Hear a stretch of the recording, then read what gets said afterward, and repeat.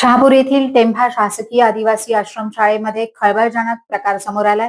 22 आदिवासी विद्यार्थिनींचा विनयभंग केल्याप्रकरणी एका चतुर्थ श्रेणी कर्मचाऱ्यास अटक करण्यात आली आहे। या संदर्भात ठाणे जिल्हा उपाध्यक्ष राजेंद्र म्हस्कर काय म्हणाले पाहूयात। त्या ठिकाणी टेंभा आश्रमशाळेमध्ये जो विद्यार्थिनींच्या बाबतीत जो काही प्रकार घडला आहे त्या बाबतीत आपण काय सांगाल? नमस्कार, मी श्रमजीवी संघटनेचा जिल्हा उपाध्यक्ष म्हणून काम पाहतो।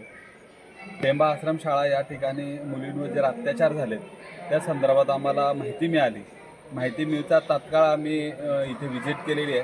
आमच्या राज्याच्या अध्यक्षा म्हणून त्याही इथे येऊन गेल्या आणि इथे असणारी परिस्थिती मुलींची त्यांच्याबरोबर चर्चा केली आणि खरंच सत्य परिस्थिती जाणून घेण्याचा पूर्णपणे प्रयत्न केलेला आहे आणि त्या पद्धतीचं त्याला निलंबन केलं असं मुख्याध्यापकांनी सांगितलं आहे। त्यांच्यावर कायदेशीर कारवाई होऊन गुन्हाही दाखल झालेला आहे। आता ती पोलीस चौकशी करतायत। पोलीस चौकशी करून चौकशीअंती काय निष्पन्न होते तेही सिद्ध होणारच आहे।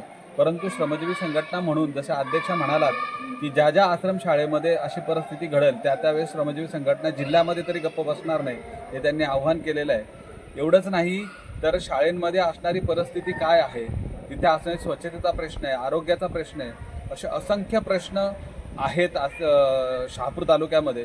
त्यामुळे या प्रकल्पाअंतर्गत आम्ही श्रमजीवी म्हणून त्यांना जाब विचारणार आणि असणाऱ्या ज्या 22 मुलींवर जो अत्याचार झालेला आहे त्या अत्याचाराला वाचा कशी फोडावी, त्यांना कसा न्याय मिळवून देता येईल हे आम्ही श्रमजीवी संघटना म्हणून पाहणार आहोत।